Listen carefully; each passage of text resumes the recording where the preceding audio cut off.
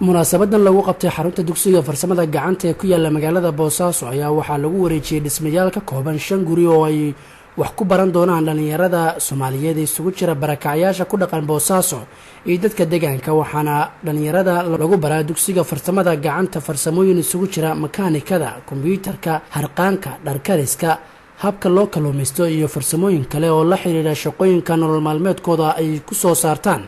waxaana dhalinyarada isugu jira hablo iyo wiilal ay dugsiga ay ku dhigtaan hab lacag la'aan ah.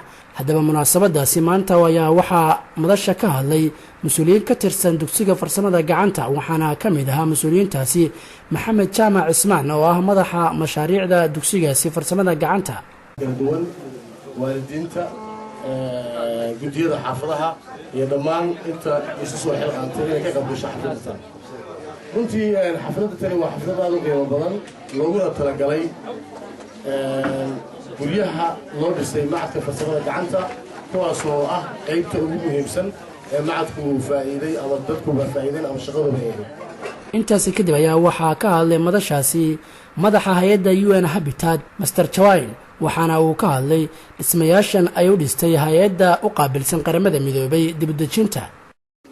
In our job we have many challenges and many inconveniences.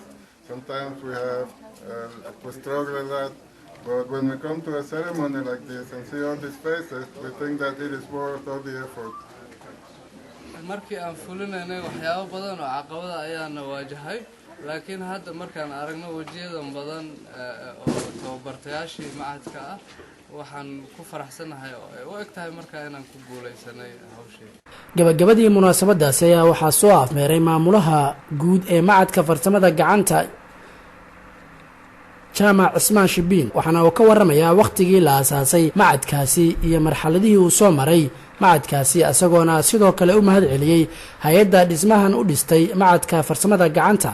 waxyaalo baan ka oranayaa macadka iyo waxa uu qabto iyo sababaha loo furay iyo sababaha loola jeedo macadkan iyo inuu sidoo u hirgalay ee goobta la furay. macadkan waxa la furay 1997 waxaana furtay markiisii ugu horeysay banki islaamig baa furay. hase ahaatee hay'ado fara badan baa ka qayb qaatay hirgelintiisa ama si hawl socodkiisa ka qayb qaatay.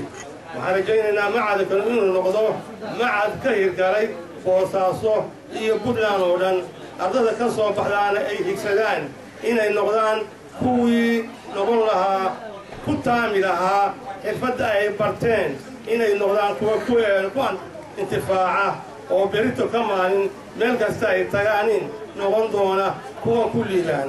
si kastaba ha ahaatee macadkan farsamada gacanta ayaa waxaa wax ka barta dadka danyarta ee ku dhaqan magaalada Boosaaso waxaana lagu baraa farsamooyin ay ku shaqaystaan. Axmed Naasir Maxamuud Xasan, warbaahinta qaranka Soomaaliyeed, Boosaaso.